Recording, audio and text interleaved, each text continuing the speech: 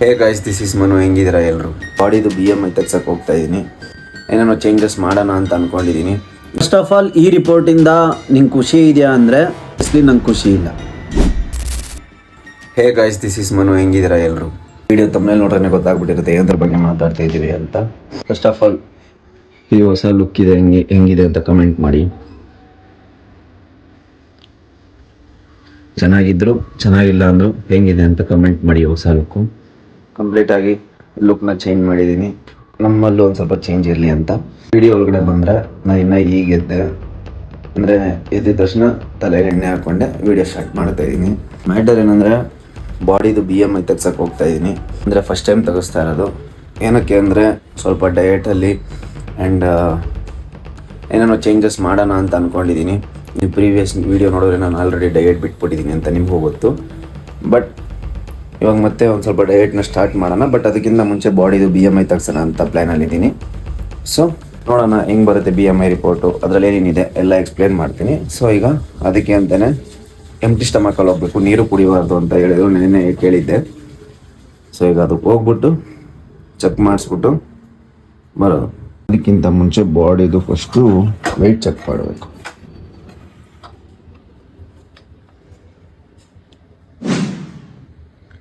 73.25 present body weight.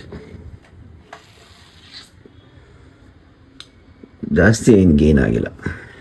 So ಈಗ ನನ್ನ ಜೊತೆ ಇನ್ನೊಬ್ಬ ಹುಡುಗ ಬರ್ತಾನೆ, ಪಟ್ ಅಂತ ಬೇಗ ಹೊರಡಲ್ಲ. ಬರೋನು ಹೋಗ್ಬೇಕಾಗಿ ಅರಸ್ದ ಈಗ ಹೋಗ್ನೆ. ಹಿಂಗ್ ಮಾಡ್ಬಿಟ್ರೆ ಇನ್ಯಾರ ಜೊತೆ ಎಲ್ಲ ಫ್ರೆಂಡ್ಶಿಪ್ ಮಾಡೋದು? 5 ಕಿಲೋಮೀಟರ್ ಐತಿ ಇಲ್ಲಿಂದ.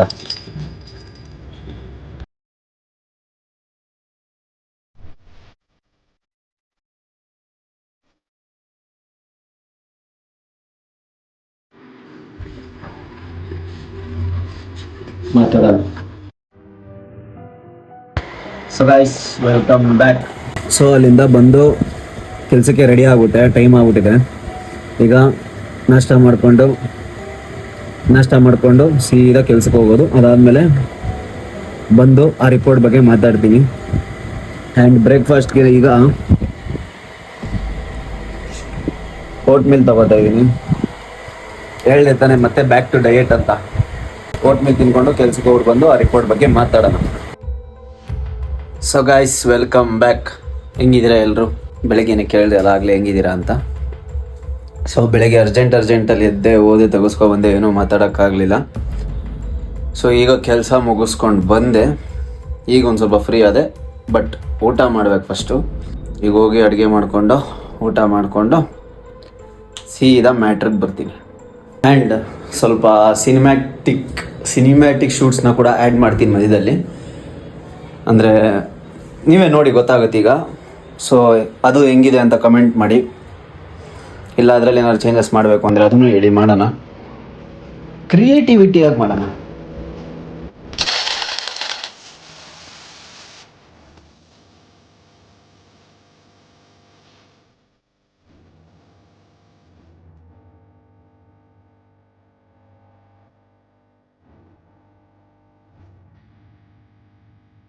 ಸೊ ಗೈಸ್, ಅಡುಗೆ ಆಯಿತು. ಇವತ್ತು ಸ್ಯಾಟರ್ಡೆ ಶನಿವಾರ, ಅದಕ್ಕೆ ಮನೇಲಿ ನಾನ್ ವೆಜ್ ತಿನ್ನೋಕೆ ಬಿಡಲ್ಲ. ಅದಕ್ಕೆ ಸೋಯಾಬೀನ್ ರೈಸ್ ಮಾಡಿದ್ದೀನಿ. ವೆಜ್ ಡಯಟ್ ಫಾಲೋ ಮಾಡೋರಿಗೆ ಒಳ್ಳೆ ಪ್ರೋಟೀನ್ ಸೋರ್ಸ್ ಇದು ಸೋಯಾಬೀನಲ್ಲಿ ಕಂಪ್ಲೀಟ್ ಪ್ರೋಟೀನ್ ಸಿಗಲ್ಲ. ಅದು ಇದು ಹಂಗೆ ಹಿಂಗೆ ಮ್ಯಾನ್ ಬೂಬ್ಸ್. ಅದಕ್ಕಿಂತ ಮುಂಚೆ ಒಂದ್ಸತಿ ವೆಯ್ಟ್ ಲಾಸ್ ಮಾಡಿದ್ದೆ. ಡೈಲಿ ಸೋಯಾಬೀನ್ ತಿನ್ಕೊಂಡೆ ಹತ್ರ 15 kg ಹೊಗೆ. ಡೈಲಿ ಸೋಯಾಬೀನ್ ತಿನ್ಕೊಂಡೆ ಹತ್ರ 15 kg ಹೊಗೆ ಹಾಕಿದ್ದೀನಿ. ಇದರಲ್ಲೂ ಪ್ರೋಟೀನ್ ಸಿಗುತ್ತೆ, ಬಟ್ ಕಂಪ್ಲೀಟಾಗಿ ಸಿಗಲ್ಲ ಅಷ್ಟೇ. ಎಷ್ಟೊಂದು ಜನ ಇದನ್ನೇ ತಿಂತಾರೆ. ಸೊ ಅದಕ್ಕೆ ನಾನು ಸೋಮವಾರ ಶನಿವಾರ ಇದನ್ನೇ ಪ್ರಿಫರ್ ಮಾಡ್ತೀನಿ, ಸೋಯಾಬೀನೇ ತಿಂತೀನಿ. ಊಟ ತಿನ್ಕೊಂಡು. So guys, welcome back. ಊಟ ಅಂತೂ ಆಯಿತು, ಅಂದರೆ ಕಂಪ್ಲೀಟಾಗಿ ಮುಗ್ದಿಲ್ಲ. ಈಗ ಲಸ್ಸಿ, ಅಂದರೆ ಇದು ಮಜ್ಜಿಗೆ ಲಸ್ಸಿ ಎರಡು ಬೇರೆ ಬೇರೆ. ಏನೋ ಮಾಡಿದ್ದೀನಿ ಒಟ್ಟಿನಲ್ಲಿ. ಏನು ಮಾಡಿದೆ ಅಂತ ಗೊತ್ತಿಲ್ಲ. ಮೆಣಸಿನ್ಕಾಯಿ ಎಲ್ಲ ಹಾಕಿದೆ, ಮಿಕ್ಸಿಗೆ ಹಾಕಿದೆ, ಸಕ್ಕದಾಗೈತೆ. ರಿಪೋರ್ಟ್ನ ಇಲ್ಲಿ ಸೈಡಲ್ಲಿ ಹಾಕ್ಬಿಡ್ತೀನಿ, ಮಾತಾಡೋಣ ಅದ್ರ ಬಗ್ಗೆ. Report, body composition report. Manu age 22, so body composition ಹತ್ರ ಫ್ಯಾಟು 19.6% ಇದೆ. ಸೊ ಫಸ್ಟ್ ಆಫ್ ಆಲ್ ಈ ರಿಪೋರ್ಟಿಂದ ನಿಂಗೆ ಖುಷಿ ಇದೆಯಾ ಅಂದರೆ 80% ಖುಷಿ ಇದೆ, ಬಟ್ 20% ಸೀರಿಯಸ್ಲಿ ನಂಗೆ ಖುಷಿ ಇಲ್ಲ. ಏನಕ್ಕೆ ಅಂತ ಹೇಳ್ತೀನಿ. ಇವಾಗ ಇಲ್ಲಿ ಬಾಡಿ ಕಾಂಪೋಸಿಷನ್ ಹತ್ರ ಬಂದರೆ ಫ್ಯಾಟು 19.6% ಇದೆ. ಸೊ ಇದರಲ್ಲಿ ಖುಷಿ ವಿಚಾರ ಏನಂದರೆ, ನಾನು ಈ ಜರ್ನಿ ಸ್ಟಾರ್ಟ್ ಮಾಡಿದಾಗ ಅಂದರೆ ಡಿಸೆಂಬರಲ್ಲಿ ಜರ್ನಿ ಸ್ಟಾರ್ಟ್ ಮಾಡಿದಾಗ ಏನಿಲ್ಲ ಅಂದರೂ ನನ್ನ ಬಾಡಿ ಫ್ಯಾಟ್ ಪರ್ಸೆಂಟೇಜ್ ಹತ್ರ 27-25 ಮೇಲಿತ್ತು. ಹತ್ರ 30% ಇತ್ತು ನನ್ನ ಬಾಡಿ ಫ್ಯಾಟ್. ನನ್ನ ಬಾಡಿಲಿ ಗೊತ್ತಾಗ್ಬಿಡುತ್ತೆ, ಮೀನ್ಸ್ ಈ ಥರ ಏನೋ ರಿಪೋರ್ಟ್ ತೆಗೆಸಿಲ್ಲ, ಬಟ್ ಗೊತ್ತಾಗ್ತಿತ್ತು. ಆಲ್ಮೋಸ್ಟ್ ಹತ್ರ 27-28-30%ವರೆಗೂ ಬಾಡಿ ಫ್ಯಾಟ್ ಇತ್ತು. ಬಟ್ ಅಲ್ಲಿಂದ ಇಲ್ಲಿಗೆ ನಾನು ಆಲ್ಮೋಸ್ಟ್ ಇವಾಗ 19.6% ಬಂದಿದ್ದೀನಿ ಅಂದರೆ ಅದು ಖುಷಿ ವಿಚಾರ. ಬಟ್ ಆದರೂ ಏನು ಖುಷಿ ಇಲ್ಲ ಅಂದರೆ, ನಾನು ಹತ್ರ 14-15% ಬಾಡಿ ಫ್ಯಾಟ್ಗೆ ಬರಬೇಕು ಅಂತ ಅಂದ್ಕೊಂಡಿದ್ದೆ. 4 ತಿಂಗಳಲ್ಲಿ ಆಲ್ಮೋಸ್ಟ್ 10% ಬಾಡಿ ಫ್ಯಾಟ್ನ ಎತ್ತಾಕಿದ್ದೀನಿ ಅಂದರೆ ಖುಷಿ ವಿಚಾರನೇ. ಬಟ್ ಅದೇ 14ಇಂದ 15% ಈ ಥರ ಟೈಪಲ್ಲಿ ಬಂದಿರೋ ಆಲ್ಮೋಸ್ಟ್ ನಾನು 100% ಖುಷಿ ಆಗೋಯ್ತಿದ್ದೆ. ಸೊ ಇನ್ನೇನು 4% ಮಾಡ್ಬೋದು, ಮಾಡೋಣ. ಅದೇ ಮೇನು ಆಲ್ಮೋಸ್ಟ್ 30% ಹತ್ರ ಇದ್ದಿದ್ದು ಬಾಡಿ ಫ್ಯಾಟ್ನ ಇವಾಗ ಆಲ್ಮೋಸ್ಟ್ 20%, ಆಲ್ಮೋಸ್ಟ್ 10% ಫ್ಯಾಟ್ ಡ್ರಾಪ್ ಮಾಡಿದ್ದೀನಿ. ಇನ್ನು ಎಲ್ಲ ನೋಡಿದ್ರೆ ಇನ್ನು ಬೋನು, ಪ್ರೋಟೀನು, ವಾಟರ್ ಎಲ್ಲ ನಾರ್ಮಲ್ ರೇಂಜಲ್ಲೇ ಇದೆ. ಇನ್ನು ರೈಟ್ ಸೈಡಿಗೆ ಬಂದರೆ ಇಲ್ಲಿ ಬಾಡಿ ಟೈಪಲ್ಲಿ ಇನ್ವಿಸಿಬಲ್ ಫ್ಯಾಟು ಬೇಸು ನಾನು ಫಿಟ್ಟಲ್ಲಿ ಇಂಟು ಮಾರ್ಕಾಗಿ ಇದ್ಬಿಡ ಅಂದರೆ ನಾನು ಫಿಟ್ ಆಗಿದೆ ಬಾಸ್.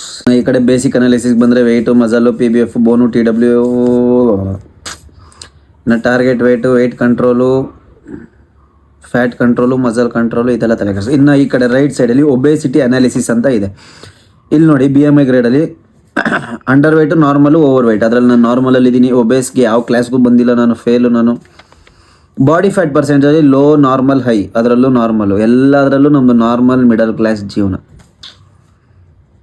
ವಿಸ್ಟ್ ಹಿಪ್ ರೇಷಿಯೋ ಅದರಲ್ಲೂ ನಾರ್ಮಲ್ಲು. ನ್ಯೂಟ್ರಿಷನಲ್ಲಿ ಅದ್ರ ಕೆಳಗಡೆ ನ್ಯೂಟ್ರಿಷನಲ್ಲಿ ಪ್ರೋಟೀನಲ್ಲೂ ನಾರ್ಮಲ್ಲು, ಫ್ಯಾಟಲ್ಲೂ ನಾರ್ಮಲ್ಲು, ಮಿನರಲಲ್ಲೂ ನಾರ್ಮಲ್, ಎಲ್ಲದರಲ್ಲೂ ನಾರ್ಮಲ್ ಜೀವನ. ಇನ್ನು ಬೇಸಿಕ್ ಮೆಟಬಾಲಿಕ್ ರೇಟ್ ವಿಷಯಕ್ಕೆ ಬಂದರೆ, ಬೇಸಿಕ್ ಮೆಟಬಾಲಿಕ್ ರೇಟ್ ಏನು ವಿಷಯ ಅಂದರೆ, ನಾನು ಲಾಸ್ಟ್ ಆಗಸ್ಟಲ್ಲೋ, ಜೂನಲ್ಲೋ, ಜುಲೈಯಲ್ಲೋ ಯಾವಾಗಲೂ ಯಾರ ಹತ್ರನೂ ಚೆಕ್ ಮಾಡಿಸಿದ್ದೆ ನನ್ನ BMR. ಅವಾಗ ಆಲ್ಮೋಸ್ಟ್ 1700 ಅಷ್ಟೇ ಇದ್ದಿದ್ದು. ಬಟ್ ಇವಾಗ ಆಲ್ಮೋಸ್ಟ್ 1877 ಆಗಿದೆ ಅಂದರೆ ಆಲ್ಮೋಸ್ಟ್ ಒಂದು 150 ಕ್ಯಾಲರಿ ಜಾಸ್ತಿ ಆಗಿದೆ ಬೇಸಿಕ್ ಮೆಟಬಾಲಿಕ್ ರೇಟು. ಅದನ್ನು ಜಾಸ್ತಿ ಆಗೈತೆ BMR. ಇನ್ನು ಈ ಕಡೆ ಬಂದರೆ, ಈ ಕಡೆ ಲಾಸ್ಟಲ್ಲಿ ಮೇಯ್ನ್ ಬೇಕಾಗಿರೋದು ಇದೆ, ಸೆಗ್ಮೆಂಟ್ ಅನಾಲಿಸಿಸ್. ಮಸಲ್ಲು ಡಿಸ್ಟ್ರಿಬ್ಯೂಷನ್ ಆಗಿರೋದು ಹೆಂಗಾಗಿದೆ ಅಂದರೆ, ನನ್ನ ರೈಟ್ ಹ್ಯಾಂಡಲ್ಲಿ 3.9 kg ಅಷ್ಟು ಮಸಲ್ ಇದೆ. ನನ್ನ ಲೆಫ್ಟ್ ಆರ್ಮಲ್ಲಿ 4.1 kg ಅಷ್ಟು ಮಸಲ್ ಇದೆ. ಸೊ ಈ ಥರ ಏನಕ್ಕೆ ವೇರಿಯೇಷನ್ ಆಗುತ್ತೆ ಅಂದರೆ, ಅದು ನಮ್ಮ ಡೈಲಿ ಲೈಫ್ ಸ್ಟೈಲ್. ಇವಾಗ ಅಕಸ್ಮಾತ್ ನಾನು ಜಿಮ್ಮಲ್ಲೇ ಲೆಕ್ಕ ಹಾಕ್ಕೊಂಡ್ರೆ ಆಲ್ಮೋಸ್ಟು ನಾನು ವೇಟ್ಸ್ ಎತ್ತಕ್ಕೆ ಲೆಫ್ಟ್ ಹ್ಯಾಂಡ್ನ ಯೂಸ್ ಮಾಡ್ತೀನಿ. ಅದು ಏನಕ್ಕೆ ಅಂತ ನಂಗೆ ಗೊತ್ತಿಲ್ಲ, ಬಟ್ ಲೊಡ್ಡೆ ಅಂತೂ ಅಲ್ಲ. ಆಮೇಲೆ ನೀವು ಲೊಡ್ಡೆ, ಲೆಫ್ಟ್ ಹ್ಯಾಂಡೆಡು, ಅದು ಇದು ಎಲ್ಲ ಇಟ್ಕೋಬೇಡಿ. ನಾನು ಆಲ್ಮೋಸ್ಟ್ ರೈಟ್ ಹ್ಯಾಂಡ್, ನಾನು ಬರೆಯೋದು, ತಿನ್ನೋದು ಎಲ್ಲ ರೈಟ್ ಹ್ಯಾಂಡೆಡಲ್ಲೇ. ಮಿಕ್ಕಿದ ಕೆಲಸ ಇದರಲ್ಲಿ ಏನು ಮಾಡಬೇಕು ಇದರಲ್ಲೇ ಮಾಡೋದು. ಬಟ್ ಇವಾಗ ಒಂದೊಂದು ಸತಿ ಎನರ್ಜಿ ಲೋ ಆದಾಗ ಇದಕ್ಕೆ ಕೊಟ್ಟಿರೋ ಅಷ್ಟು ಇಂಟೆನ್ಸಿಟಿ ಇದಕ್ಕೆ ಕೊಟ್ಟಿರಲ್ಲ. ಇವಾಗ ಸಪೋಸ್ ಆಲ್ಟರ್ನೇಟ್ ಕಲ್ ಮಾಡ್ತಾ ಇರ್ತೀವಿ, ಕಾನ್ಸಂಟ್ರೇಷನ್ ಕಲ್ ಮಾಡ್ತಾ ಇರ್ತೀವಿ, ಇದಕ್ಕೆ ನಾವು ಎಫರ್ಟ್ ಕೊಟ್ಟು ಮಾಡಿರೋಷ್ಟು ಇದಕ್ಕೆ ಕೊಟ್ಟಿರಲ್ಲ.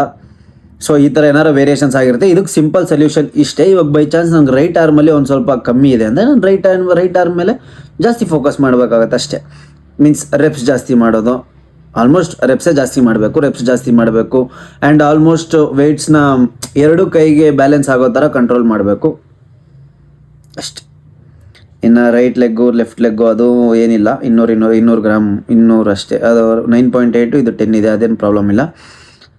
ಇನ್ನು ಈ ಕಡೆ ವಿಷಯಕ್ಕೆ ಬಂದರೆ fat, right arm, left arm okay, ಏನೂ ಪ್ರಾಬ್ಲಮ್ ಇಲ್ಲ. ಅದನ್ನು ಈ ಕಡೆನೂ ಅಷ್ಟೇ, left leg, right leg 2.6. So ಇಷ್ಟೇ ಜಾತಕ ನಂದು. ಸೊ ಈ ರಿಪೋರ್ಟಿಂದ ಏನಾದ್ರು ಯೂಸ್ ಆಗುತ್ತಾ ಅಂತ ನನ್ನ ಕೇಳಿದ್ರೆ 100% ಎಸ್, ಯೂಸ್ ಆಗುತ್ತೆ.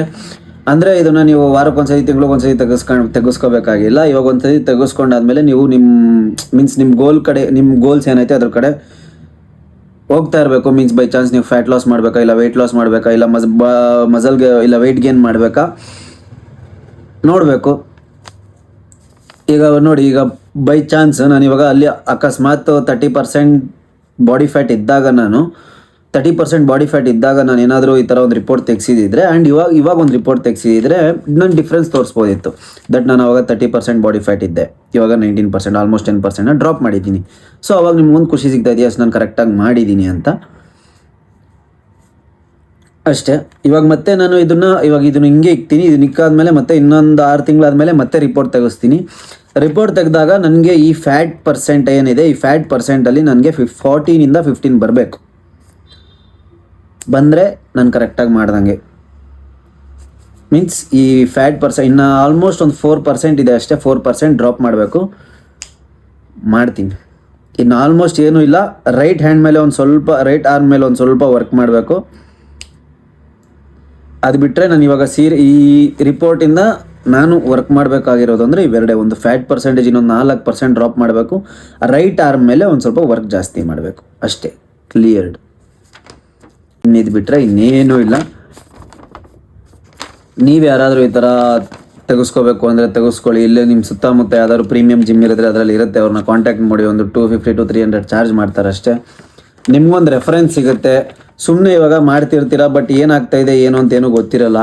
ಸೊ ಒಂದು ಸತಿ ಚೆಕ್ ಮಾಡಿಸಿ ರಿಪೋರ್ಟ್ ತೊಗೊಳ್ಳಿ. ನಿಮ್ಗೊಂದು ರೆಫರೆನ್ಸ್ ಸಿಗುತ್ತೆ. ಎಸ್ ನಂಗೆ ಹಿಂಗಿದೆ, ಹಿಂಗೆ ಮಾಡಬೇಕು, ನನ್ನ ಬಾಡಿ ಫ್ಯಾಟ್ ಪರ್ಸೆಂಟೇಜ್ ಇಷ್ಟಿದೆ, ನಾನು ಹಿಂಗೆ ಮಾಡಬೇಕು. ಎಷ್ಟೊಂದು ಜನಕ್ಕೆ ಈ ಬೇಸಿಕ್ ಮೆಟಬಾಲಿಕ್ ರೇಟ್ ಗೊತ್ತಿರಲ್ಲ.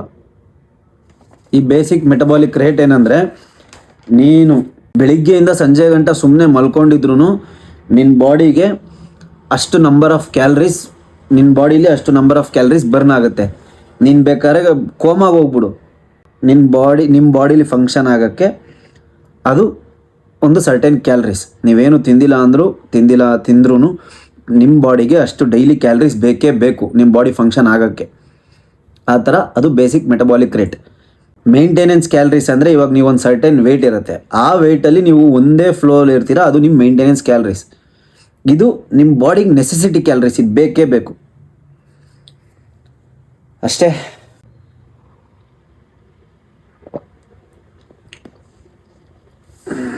ತಣ್ಣಗಾಗೋಯ್ತು. ಸೊ ಅಷ್ಟೇ, ಇನ್ನೇನಿಲ್ಲ. ಈಗ ಇನ್ನು ಮಜ್ಜಿಗೆ ಐತೆ, ಮಜ್ಜಿಗೆ ಕುಡ್ಕೊಂಡು ಜಿಮ್ಗೆ ಹೊರಡುವ ಸಮಯ. ಇನ್ನು ನಾನು ಜಿಮ್ಮಲ್ಲಿ ಏನೂ ಮಾತಾಡಲ್ಲ, ನಿಮಗೂ ಗೊತ್ತಿರೋದೆ. ಸುಮ್ಮನೆ ಜಿಮ್ದು ವೀಡಿಯೋ ಕಂಟಿನ್ಯೂ ಮಾಡೋದೇನಿಲ್ಲ. ಜಿಮ್ಗೆ ಹೋಗ್ತೀನಿ.